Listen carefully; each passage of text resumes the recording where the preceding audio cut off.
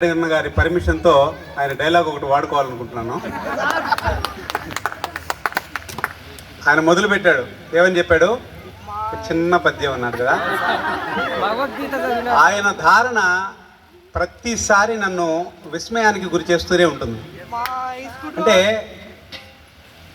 మామూలుగా ఏదైనా చెప్పాలి అనుకుంటే రాసుకొని చెప్పడం ఒక పద్ధతి, అంటే క్రమం తప్పకుండా దోషాలు లేకుండా సభాపూర్వకంగా ప్రదర్శించాలి అని. అంటే మరి ఆసువుగా చెప్పినట్టే, అంటే ఆసువుగా ఆయన చెప్పలేదు కానీ ఒకసారి చదివాడు అని అంటే అది మైండ్లో రిజిస్టర్ అయిపోయి ఉంటుంది ఆయనకి.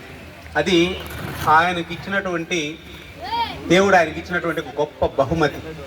అందుకనే ఈ ఎంటైర్ మున్సిపల్ కార్పొరేషన్లో ఇంకా కరెక్ట్గా చెప్పాలంటే ఈ పెద్ద వైఎస్ఆర్ కడప జిల్లాలో పేరెన్నిక కన్నా తెలుగు పండితులలో ప్రస్తుతం పనిచేస్తున్నటువంటి వాళ్ళలో ఖచ్చితంగా ముందు వరుసలో మన సారు ఉంటారు.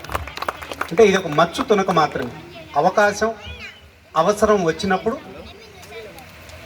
నివురుగప్పిన నిప్పు కూడా నిప్పు కణికలా ఆ గాలి వీచినప్పుడు బయటకు వచ్చిన చందంగా మీరు అడిగిన తడవగానే ఆయన అన్ని పేజీలు మీరు రాసుకుంటే చేత్తో నాకు తెలిసి ఒక 10 పేజీలు అవుతాయి, టైప్ చేస్తే ఒక 5 పేజీలు అవుతాయి. క్రమం తప్పకుండా గుక్క తిప్పకుండా గబగబ గబగబ గబా చెప్పి మనందరినీ అప్పురుపరిచాడు. Hats off you sir.